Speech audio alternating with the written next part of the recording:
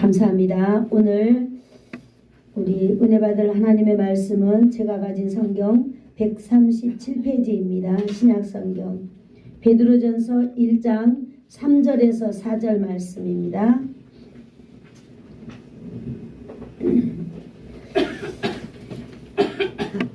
오늘은 예수님이 부활하신 날입니다. 그러므로 우리 오늘 일어나서 성경 한번 읽어볼까요? 네, 일어나서 성경책 이렇게 딱 잡고, 네, 하나님의 말씀, 네네, 못 일어나실 분은 못 일어나셔도 됩니다. 자, 우리 하나님의 말씀 베드로전서 1장 3절 4절 말씀 다 같이 합독하도록 하겠습니다. 시작.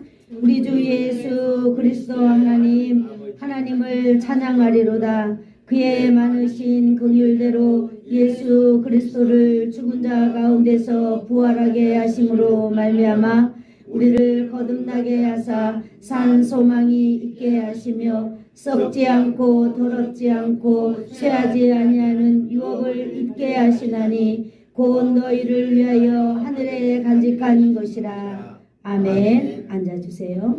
기도하겠습니다. 좋으신 하나님 감사합니다. 2000년 전 우리를 위한 하나님의 그 놀라운 사랑이 이 땅에서 펼쳐지게 해주셔서 감사합니다. 아멘. 우리의 사랑 예수님, 오늘도 그 예수님은 우리를 위하여 십자가에서 죽으시고 영원한 우리에게 자유를 주시고 영원한 행복을 주시고 영원한 만족을 주시고 영원한 기쁨을 주시고 영원한 소망을 주셔서 감사합니다. 아멘. 오늘 그 부활의 아침에 우리가 하나님의 말씀을 함께 나누기를 원합니다. 성령 하나님 이곳에 충만하게 역사하여 주셔서 우리 모든 성도들 안에 예수님의 사랑이, 예수님의 부활이 오늘도 충만하게 흘러넘치는 귀한 시간 되게 하여 주시옵소서. 우리에게 하나님의 말씀을 듣는 귀를 열어 주시기를 간절히 원하오며 예수님의 이름으로 기도하옵나이다. 아멘. 아멘. 감사합니다. 오늘 무슨 날이죠? 부활절입니다. 부활주일입니다. 부활절. 부활이 무엇일까요? 기절했다가 깨나는 것 1번, 죽었다가 완전히 죽었다가 살아나는 것 2번. 몇 번이에요? 2번. 2번이에요. 어떤 사람은 아니야 기절했다가 아마 살아났을 거야.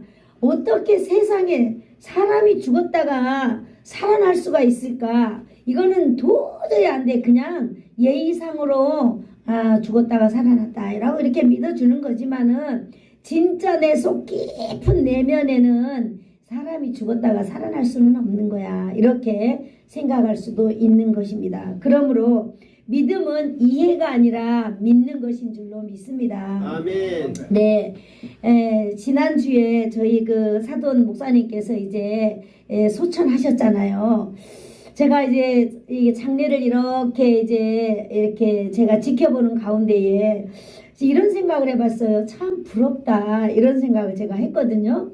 이제 목사님이 돌아가셨기 때문에 많은 사람들이 이제 근조를 막 보내잖아요. 근조를 보내는데 저도 우리 교회에서 근조를 하나 보냈습니다. 저희 사돈 목사님이기도 해서 저희 또 부모님 같고 또 저희 그 형제 같고 그래서 제가 하나 보냈는데 저는 이렇게 보냈거든요.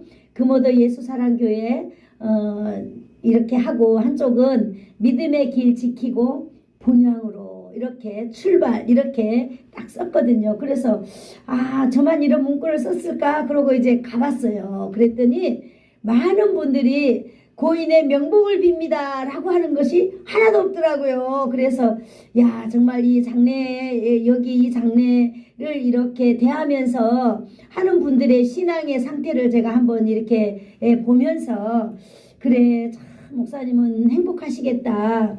지금쯤이면은 그 사랑하는 사모님과 천국에서 만나서 우리는 천국에 대해서 수요일마다 지금 우리 설교를 듣잖아요. 바로 그런 천국 정말로 멋진 나라 거기에서 정말 기쁨으로 만나서 이제 헤어지는 일도 없고 아픈 일도 없고 영원토록 이제 거기서 이제 또 하나님께서 주신 일이 있을 거예요. 먼저는 하나님을 경배하고 찬양하고 그 다음에는 이제 또 각자의 그런 천국에서도 삶이 있거든요. 이러한 삶을 이제 시작을 하셨구나. 그러면서 야, 참 부럽다. 이렇게 많은 분들의 이렇게 환송식을 하면서 이렇게 간다는 것이 참 너무나 멋지다. 그런 생각을 제가 부럽다 생각을 해봤는데요. 그러면서 제가 우리 교회도 한번 생각을 해봤어요. 제가 시골에 와서 이제 이 장례를 하고 이제 애경사를 볼 때에 이게 우리는 그 장부가 있더라고요. 집집마다. 그래서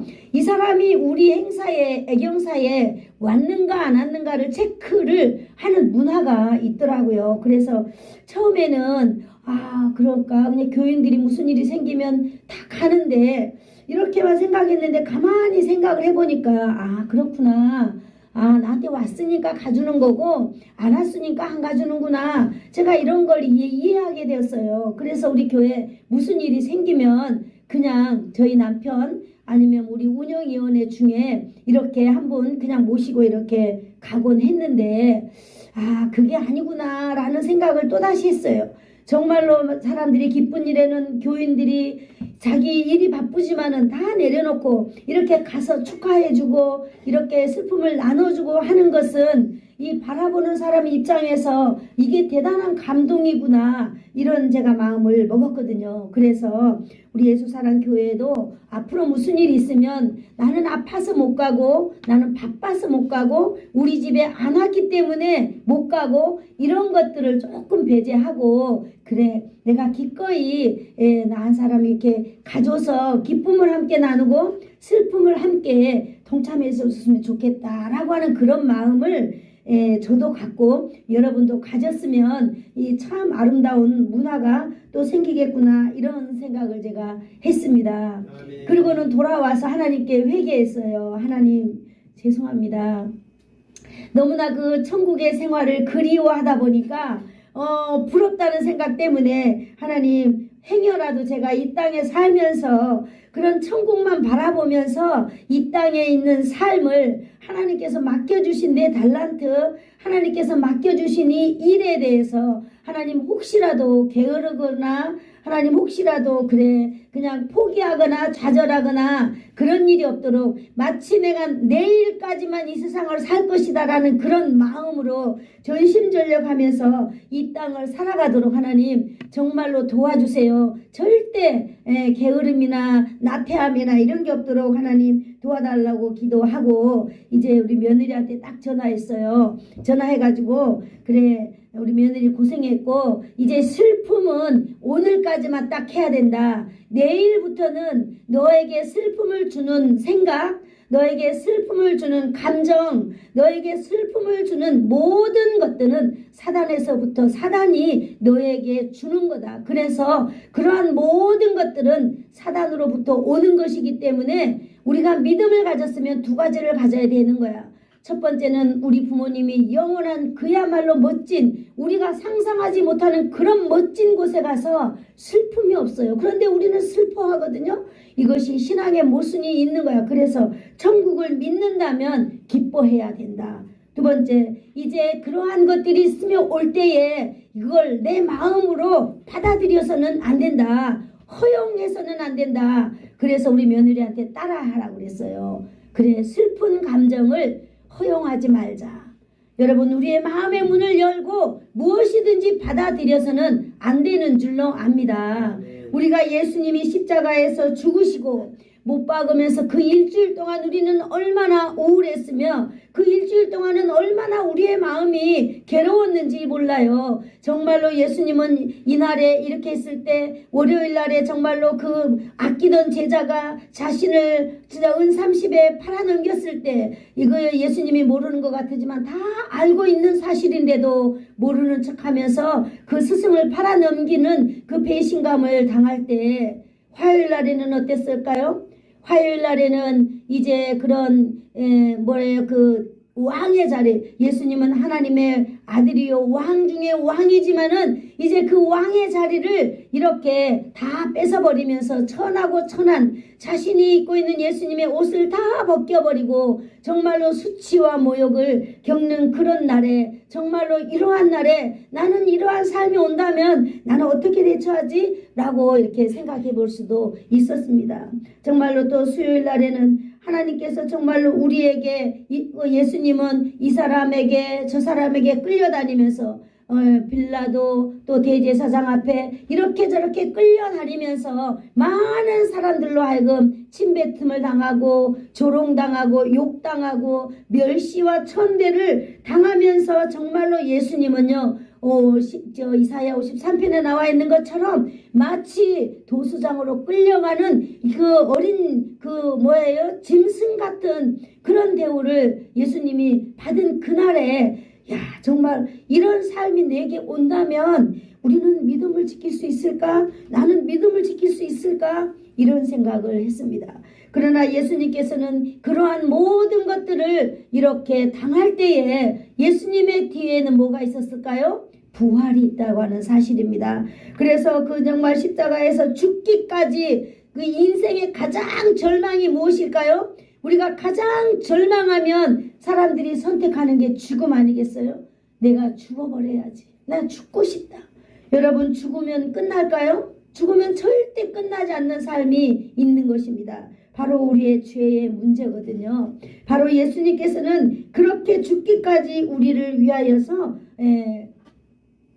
예수님은 고난 당하셨습니다. 그리고 3일째 되는 날 오늘 바로 주일날 안식 이후 첫날이 바로 오늘 주일인데요. 그 바로 주일날에 오늘 예수님은 우리에게 소망이 되신 줄로 믿습니다. 네. 부활하셨기 때문에 소망이 되신 줄로 믿습니다. 네. 바로 이 소망은 누구로부터 온 것일까요? 바로 하나님으로부터 왔다고 하는 사실을 저와 여러분이 오늘 기억하기를 축복합니다. 아멘. 그래서 이번 2026년도에는 산 소망에 있게 하신 하나님이라는 제목으로 저와 여러분이 하나님의 말씀을 이렇게 함께 나눠보려고 합니다. 여러분 오늘 살펴볼 베드로전서를 우리가 잠시 본다면은요, 베드로전서가 기록될 당시에 베드로는요 복음을 전하면서 성도들과 함께 예루살렘 교회를 세우기 위하여 아마 로마에 있었을 것입니다. 그러다가 그 64년경에 그 로마에 어마어마하게 큰 화재가 일어난 것 우리는 다 알죠. 저기도 보면 있어요. 그런데 이 화재가 일어났는데 네로는 이것을 이제 자기가 정치로 하면서 자기가 이렇게 나라에 너무나 큰 일이 일어나면 대통령은 어쨌든지 간에 자기 인기가 떨어지고 표가 떨어지잖아요. 그렇기 때문에 이것을 누군가에게 이렇게 전가시켜야만 되는 거예요. 그런데 국가적으로 이것을 기독교인들에게 이 화재 사건을 그만 전가시키고 말았습니다. 그러므로 이제 이 모든 사태는 그리스도의 소행으로 몰려가게 되면서 여러분 박해가 시작됩니다. 그래서 이 박해를 통하여서 베드로는 로마에만 머물지 않고 이 박해가 이제 로마 그 전 지역에 확대될 것을 예감하고 있었어요. 그래서 이제 모든 성도들이 흩어지지 않겠어요? 고난이 오면 흩어지게 되어 있습니다. 그런데 이 흩어져 살고 있는 이 성도들로 하여금 그들에게 편지를 쓰고 있는 것입니다. 사랑하는 성도 여러분, 너희가 믿음을 잃지 말고 우리가 누구인지 우리의 정체성을 분명하게 알고 하나님을 믿는 그런 소망 있는 사람이 되게 하자고 이렇게 베드로는 이렇게 글로 지금 베드로전서를 쓰고 있는 것입니다. 베드로는 누구일까요? 여러분, 베드로는 예수님의 제자이죠. 예수님의 제자이고 베드로는 예수님이 죽는 광경을 직접 본 사람이었어요. 예수님께서 십자가에 못 박혀 죽는 그날에 베드로는 어떤 마음을 가졌을까요? 베드로는 그만 자신의 삶의 모든 것이 끝나는 순간이다 이렇게 생각했을 것입니다. 자신들의 꿈과 비전, 예수님이 호산나 다윗의 자손이여 하면서 그 종려나무 가지를 흔들면서 그런 기대, 예수님께서 정말 예루살렘 성에 입성하시면 정말 왕의 자리에 앉으면 나는 어떤 예수님을 등에 업고 내가 어떤 사람이 되어야지 하는 그런 푸른 꿈들이 이들에게는 다 있었을 거예요. 그러나 일주일간의 그 예수님의 행적을 보면서 바로 오늘 그 예수님이 십자가에서 죽는 모습을 보면서 제자인 베드로에게는 청천벽력 같은 날이 되고 말았습니다. 그래서 이제 베드로는요, 예수님이 죽는 모습을 보면서 자신의 모든 삶의 비전이 무너졌습니다. 꿈이 무너졌습니다. 살 소망이 베드로는 끊어졌습니다. 그래서 베드로가 선택한 것이, 그래, 나는 다시 내 고향으로 가야 되겠다. 그래서 내가 하던 일을 하면서 살아야지 라고 하면서 슬픔과 좌절과 허탈감을 가지고 아마 옛 고향, 옛 삶을 찾아서 다시 돌아가고 있었을 것입니다. 그때에 예수님께서는 그러한 베드로를 찾아오셨습니다. 아멘. 예수님이 부활하셨다 이 말입니다. 여러분, 오늘 저와 여러분의 삶의 현주소는 지금 어디에 있어요? 예수님이 십자가에서 고난당하시고 부활하시고 이러한 인류적으로 어마어마한 사건이 있었지만은 그것이 과연 지난 한 주간 동안만 해도 여러분에게 어떤 영향력이 있었는가를 제가 묻고 있는 것입니다. 여러분은 예수님이 십자가에서 못 박히신 그 사건이 여러분하고 어떤 관계가 있으며 예수님이 이렇게 부활했다고 하는 이 사실이 정말로 여러분과 어떤 관계가 있느냐 하는 것을 제가 물어보는 것입니다. 여러분, 오늘 베드로는요, 예수님이 십자가에 못 박혀 죽을 때 정말로 이렇게 이제 나 인생은 끝났구나 라고 선택하고 자기 길로 간 것입니다.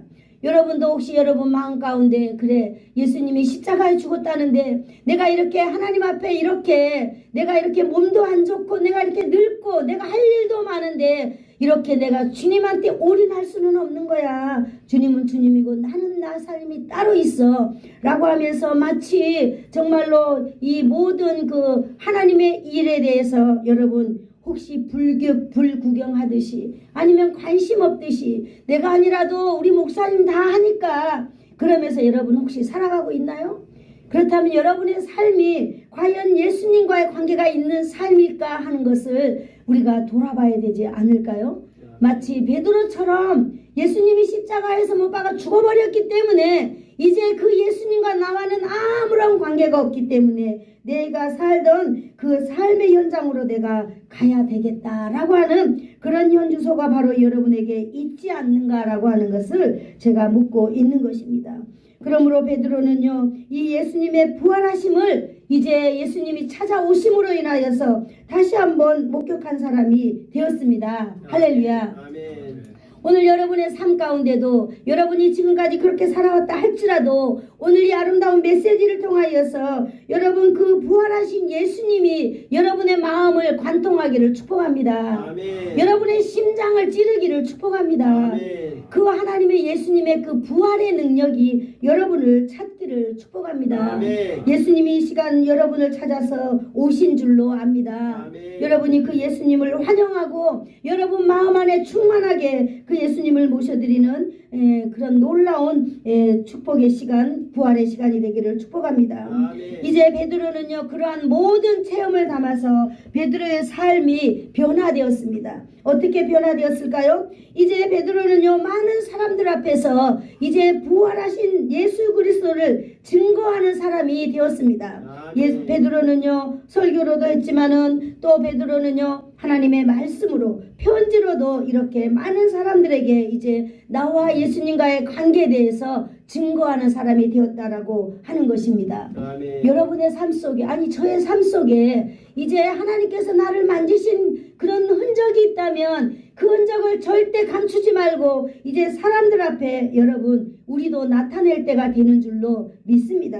아멘. 그래서 예수 그리스도의 그 놀라운 행적을 우리가 살아있을 때에 이 땅 가운데 우리는 날마다 전하고 하나님의 영광을 나타내는 저와 여러분의 삶, 증인의 삶이 되기를 축복합니다. 아멘. 우리가 오늘 읽었던 베드로전서 1장 3절을 한번 읽어볼까요? 시작.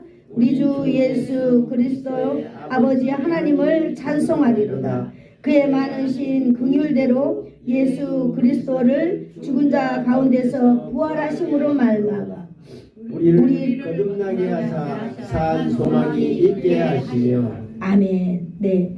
그리스도의 죽은 자 가운데서 부활하심으로 말미암아 그랬잖아요.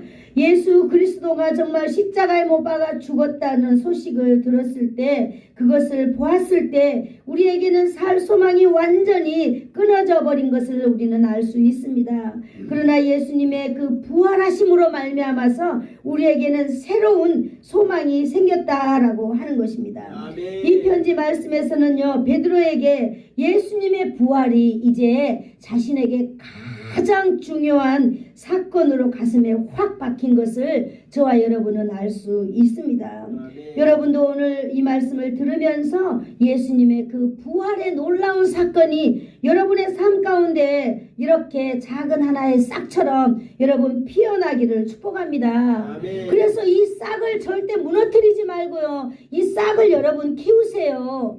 여러분, 이 싹은 어떻게 키울까요? 제가 서두에도 말씀을 드렸지만 우리가 예수 그리스도 안에서 하나님의 자녀로 부활의 신앙을 가지고 있는 이 믿음의 정체성을 우리는 날마다 세워가는 거예요. 여러분, 비가 오면은 덮어주고 바람이 불면 보호해줘야 되는 거예요. 어떻게? 여러분, 우리에게 고난과 시련이 올 때에 우리는 이것을 우리의 마음 가운데 허용하지 않는 것입니다. 아멘. 여러분, 우리는 하나님의 존귀한 자녀들이 되었습니다. 아멘. 하나님께서 예수 그리스도를 십자가에 못 박아 죽게 만드시고 부활하심으로 말미암아서 우리는 산 소망을 가진 자들이 되었습니다. 아멘. 그런데 왜 우리는 산 소망을 가진 자가 아니라 우리는 마치 산 소망이 끊어진 자 같이 우리는 살아갈 수밖에 없을까요? 바로 우리가 이것을 다 허용했기 때문이라고 저는 믿습니다. 무엇을 허용합니까? 믿음이 아닌 것을 믿음인 것처럼 받아들이는 거예요.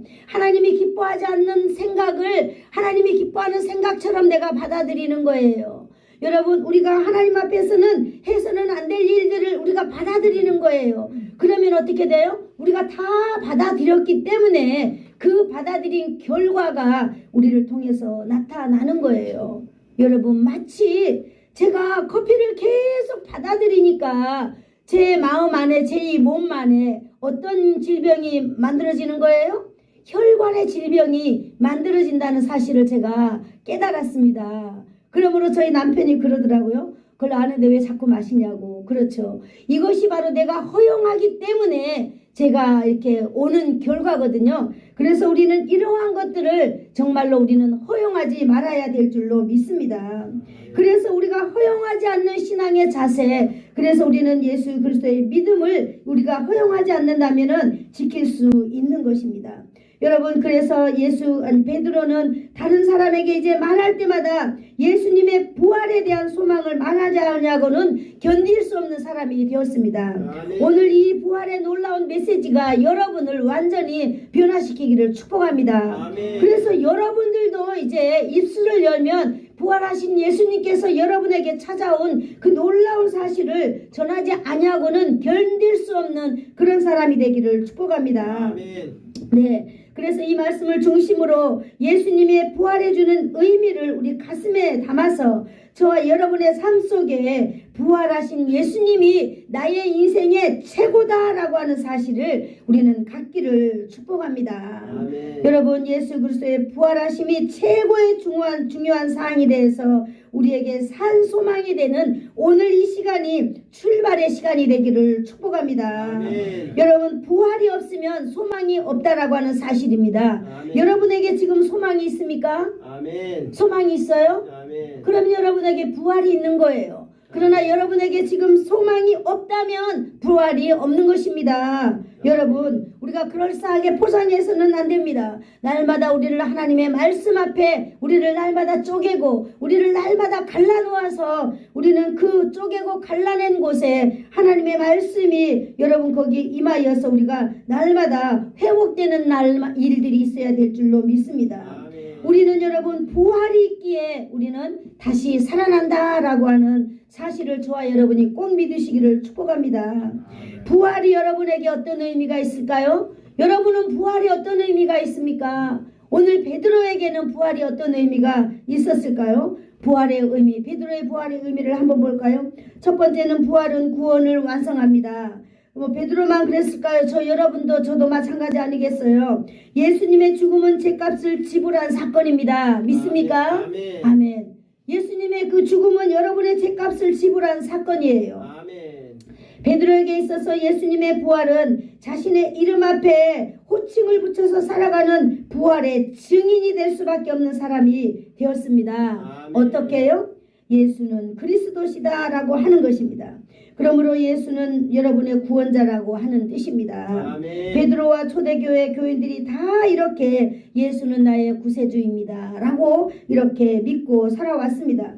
오늘 바로 하나님의 말씀 앞에 서 있는 저와 여러분, 바로 한번 따라해 볼 거예요. 예수는 나의 그리스도이십니다. 네, 예수는 바로 여러분의 그리스도이시요, 예수는 바로 여러분의 부활의 주가 되신 줄로 믿습니다. 아멘. 그러므로 우리의 죄에서 구원하신 사건이 바로 부활의 사건이요, 내가 살아난 사건이라고 하는 사실을 저와 여러분이 믿어야 할 줄로 믿습니다. 아멘. 여러분, 부활하심으로 우리의 죄값이 다 지불되었습니다. 아멘. 우리의 구원이 다 이루어졌습니다. 아멘. 베드로는 이것을 고백하는 거예요. 예수님이 십자가의 죽으심으로 말미암아 나의 죄값은 다 지불되었다. 그러므로 예수님의 부활은 뭐예요? 나를 살리셨다라고 하는 것을 베드로는 늘 고백했다는 거예요. 저와 여러분도 이러한 사실을 고백하면서 사는 그런 사람이 되기를 축복합니다. 아멘. 예수님의 죽음은 우리의 죄값의 죽음이었습니다. 아멘. 할렐루야. 아멘. 네. 예수님의 죽음은 완전한 죽음이었습니다. 아멘. 예수님의 부활은요, 구원이 완전히 이루어졌다고 선포하는 것입니다. 여러분, 우리에게 그 부활은 뭐예요? 부활은 바로 희망이고 소망이고 생명인 것입니다. 오늘 부활은요, 베드로전서 1장 3절에 보니까 부활은 우리에게 살 소망을 주시는 하나님의 능력이다 이렇게 말하고 있는 것입니다. 아멘. 그의 많으신 긍휼대로 예수 그리스도를 죽은 자 가운데서 부활하게 하심으로 말미암아 우리를 거듭나게 하사 산 소망이 되게 하셨다라고 베드로가 이렇게 썼습니다. 여러분, 저와 여러분도 이 사건 앞에서 그냥 지나치면은 안 되는 줄로 믿습니다. 아멘. 예수님이 죽으심으로 말미암아 우리로 하여금 모든 죄를 다 해결해 주시고 예수님은 부활하심으로 말미암아 우리가 거듭났다라고 하는 사실을 여러분, 우리는 똑 알아야 될 줄로 믿습니다. 아멘. 우리가 시대가 좋아지면 좋아질수록 여러분, 우리의 신앙의 색깔은 흐려지면 흐려지지요. 우리의 신앙의 색깔이 더 진해지고 우리의 정체성이 더 진해지지는 절대로 않습니다. 세월이 좋아지고 우리가 살기가 편해지면 여러분, 우리의 정체성은 항상 이렇게 희석이 되어버리고 맙니다. 저와 여러분이 오늘 그것을 아시고 우리의 삶은 희석되지 않는 거룩한 삶이 되기를 축복합니다. 아멘. 여기 소망에 대해서 이렇게 베드로가 이렇게 정리해 놨습니다. 소망, 엘피조라고 하는데요, 이 소망은 바로 무엇인가 한번 따라해 볼까요? 확신에 찬 기대감. 확신에 찬 기대감. 네, 소망이 확신에 찬 기대감이라고 하는 것이 상황이 아니라 하나님을 근거로 한 기대라 이 말입니다. 상황이 좋으면 내가 좋은 거 아니고 우리는 상황이 좋든 나쁘든지 간에 그거하고는 상관없이 하나님을 근거로 한 기대, 확신 이런 거 있어야 된다라고 하는 거죠. 어떤 상황에서도 흔들리지 않는 하나님이 우리 가운데 유지되는 상황을 말하고 있는 것입니다. 아멘. 어떤 상황이 와도 우리 가운데 누가 유지된다고요? 하나님이 유지되어야 될 줄로 믿습니다. 아멘. 그렇다면 우리는 살아있는 소망을 가진 자들이 되었습니다. 아멘. 여러분, 계속해서 살아있는 소망이라고 하는 것이 무엇일까요? 살아있는 소망은요, 계속해서 활동하는 소망이라고 하는 뜻입니다. 소망이라는 것이 내 안에 그냥 딱 들어와가지고 멈춰 있는 것이 아니라 이 소망이 나로 하여금 자꾸만 움직이게 하는 거예요. 나로 하여금 자꾸 교인들을 위해서 기도하게 하는 거예요. 나로 하여금 자꾸 누군가가 궁금하게 만드는 거예요. 그 사람 잘 있을까? 왜 지난주에 안 보였을까? 그래, 내가 전화 한번 해봐야지. 하나님, 저 사람 어떻게 지낼까요? 우리는 이러한 뭔가를 하나님께서 나에게 확신을 불어넣어 주는데 이러한 확신이 멈추는 게 아니라 계속해서 우리를 통해서 움직여가서 우리를 활동하게 만드는 이것이 바로 살 소망이다라고 하는 것입니다.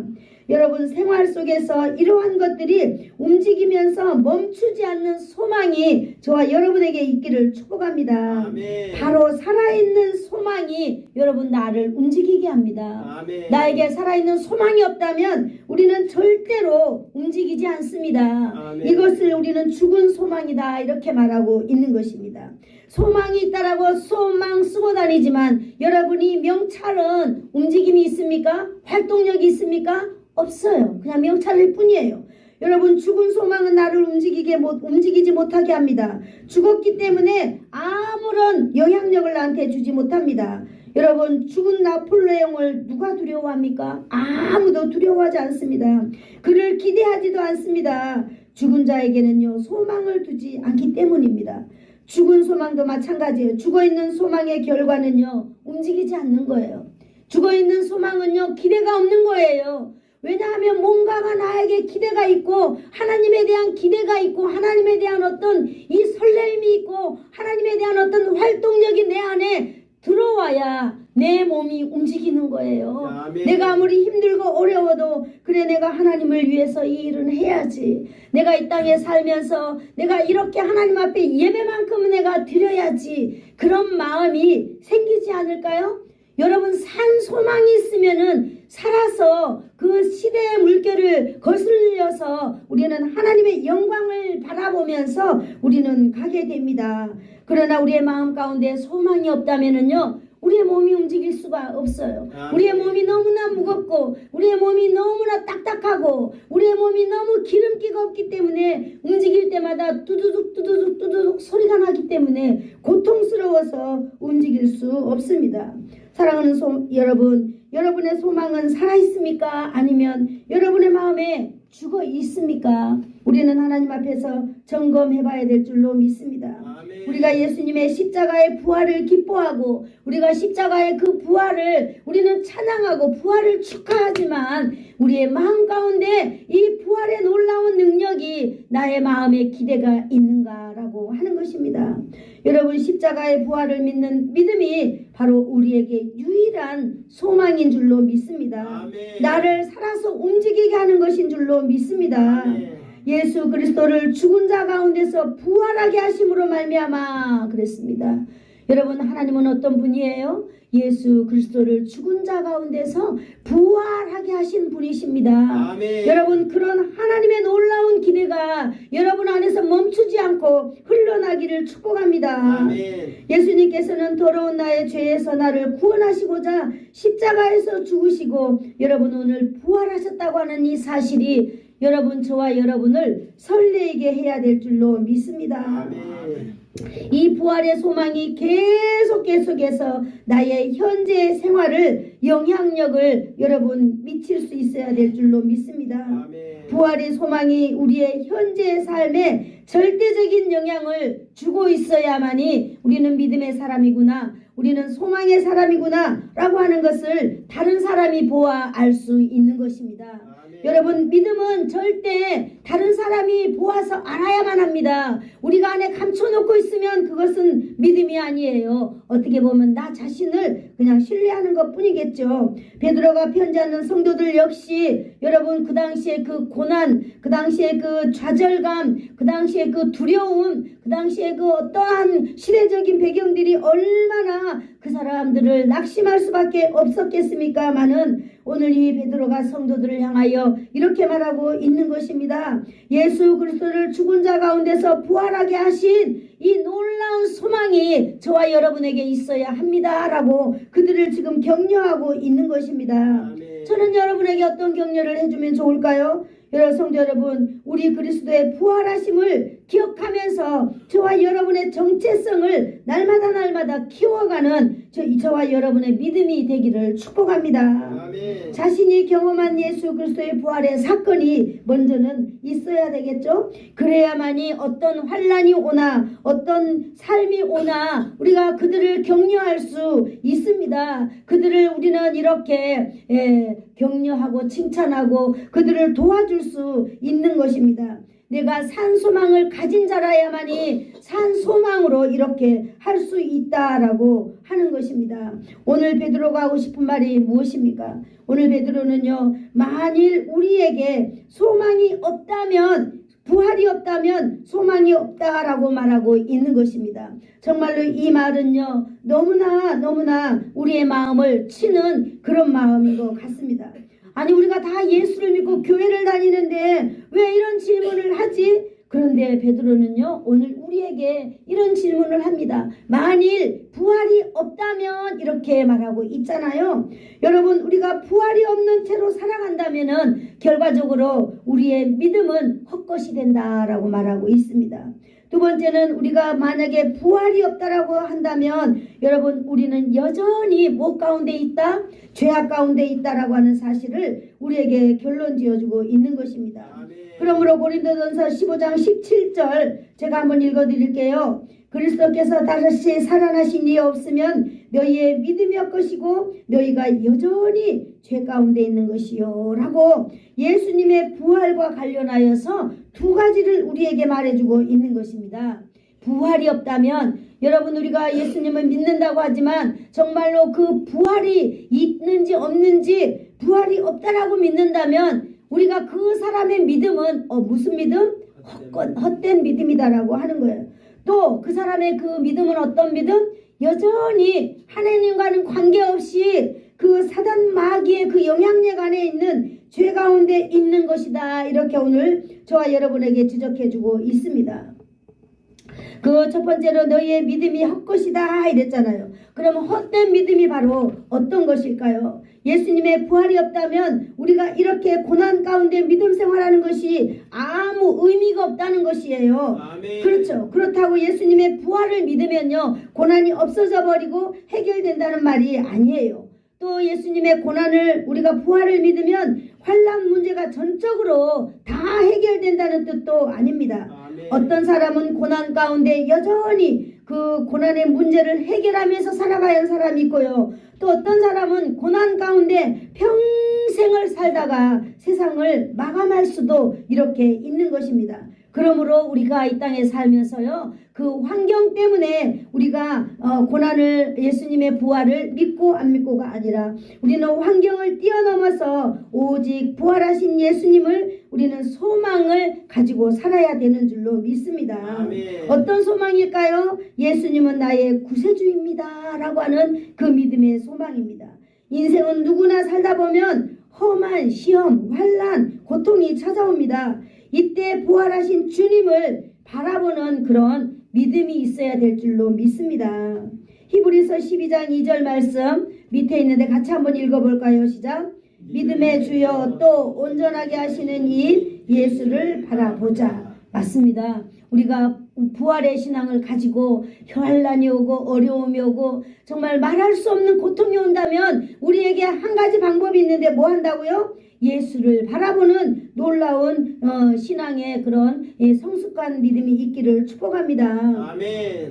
두 번째, 부활이 없다면 우리는 죄 가운데 있게 된다라고 하는 말입니다. 여전히 우리는 죄 가운데 있다라고 하는 거예요. 여러분이 죄의 문제는 반드시 인생이 해결할 수 없는 놀라운 일이에요. 죄는 절대로 인생이 해결할 수 없습니다. 착한 일 해결 안 됩니다. 아무리 내 모든 전 재산을 사회에 기부한다고 해도 하나님 앞에서 죄의 문제는 해결할 수 없는 것입니다. 오직 죄의 문제는 하나님만이 해결할 수 있습니다.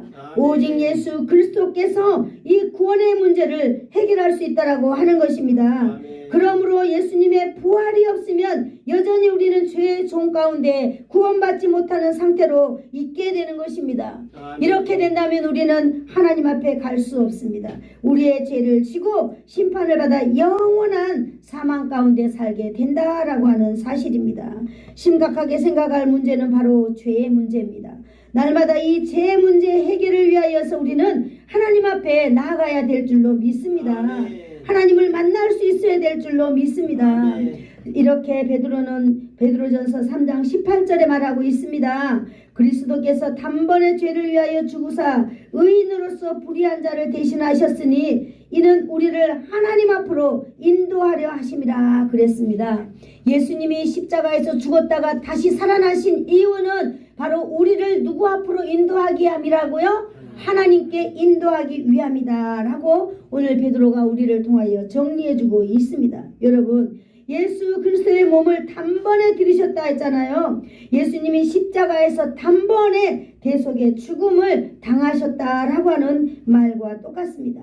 이 죽으심으로 말미암아 영원한 속죄를 드리는 분이 바로 예수님입니다. 우리는 이 사실을 믿을 때에 우리가 거룩함을 입었다, 이렇게 우리는 알고 있는 것입니다. 아멘. 여러분, 오늘 부활의 아침에 우리는 하나님께서 우리에게 산 소망을 주셨다라고 하는 사실을 저와 여러분은 오늘 베드로전서 1장 3, 4절을 통해서 우리는 발견할 수 있었습니다. 아멘. 여러분, 우리는요 구원의 예수님의 부활을 믿는 저와 여러분이 되어야 될 줄로 믿습니다. 아멘. 그래서 이 땅 가운데 예수님께서 이루어 놓으신 이 구원의 놀라운 사실에 우리는 그 정체성을 세워가면서 부활의 산 소망을 가지고 저와 여러분이 살아야 될 줄로 믿습니다. 아멘. 여러분, 부활이 없다면 우리의 신앙도 헛것이요, 우리가 여전히 지하 가운데 있는 아주 불쌍한 사람이라고 말하고 있습니다. 그러므로 오늘 이 시간 바로 저와 여러분은 내가 부활의 산 소망을 가지고 있는가를 먼저 체크하시기를 축복합니다. 아멘. 내 마음이 하나님을 향하여 마음이 움직인다면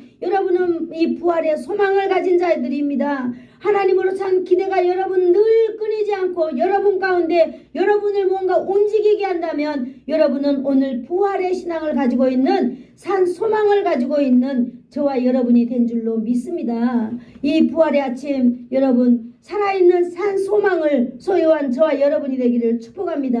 아멘. 우리가 부활의 주님을 붙드는 그런 사람, 어떠한 고난과 역경이 온다 할지라도 여러분 우리의 마음을 거기에 허용해서는 안 되는 줄로 믿습니다. 아멘. 여러분 어떠한 일이 있다 할지라도 저와 여러분은 소중한 하나님의 자녀인 것입니다. 아멘. 그러므로 우리의 마음을 열어서 세상 어떠한 것이라도 여러분 우리가 선택하면 안 되는 것입니다. 오직 우리는 고난 가운데서도 흔들리지 않는 이 소망을 붙들고 우리는 나가야 되는 줄로 믿습니다. 아멘. 그러므로 우리의 매일매일 삶 속에서 계속해서 역동적으로 나를 움직이게 하는 그런 산 소망으로 저와 여러분이 살아가기를 축복합니다. 아멘. 기도하겠어요. 좋으신 하나님 아버지, 감사합니다. 오늘 이렇게 베드로전서 1장 3, 4절을 통하여서 우리가 부활의 주님을 어떻게 볼 것이며 부활의 주님을 우리가 어떤 관점에서 우리가 이 삶 속에서 하나님 아버지 적용하며 살 것이며 그 주님이 나와 어떻게 함께 살아가는 것인지에 대하여서 우리가 오늘 알게 되었습니다. 주님 감사합니다. 영광 받아 주시옵소서. 우리의 삶 가운데 날마다 예수 그리스도의 그 놀라운 능력이 하나님 폭풍처럼 하나님 날마다 우리 가운데 머물게 하여 주시옵소서. 아멘. 그래서 우리로 하여금 하나님의 사람으로 역동성 있는 하나님 삶의 방법으로 살아갈 수 있도록 주님 우리를 역사하여 주시옵소서. 예수님의 이름으로 기도하옵나이다. 아멘. 아멘. 이제는 죽음을 이기시고 부활하신 우리 주 예수 그리스도의 은혜와 산 소망을 주시는 하나님 아버지의 크신 사랑과 날마다 우리를 승리의 삶으로 인도하시는 성령의 교통하심이 부활하신 주님을 굳게 붙들고 산 소망을 가지고 믿음으로 승리하며 살아가기를 소원하여서 머리 숙인 사랑하는 성도들 머리 위에와 저들의 자녀들 위에, 저들의 가문 위에, 이 나라와 이 민족 위에, 그리고 예수사랑 교회 위에 이제로부터 영원토록 함께 있을지어다. 아멘.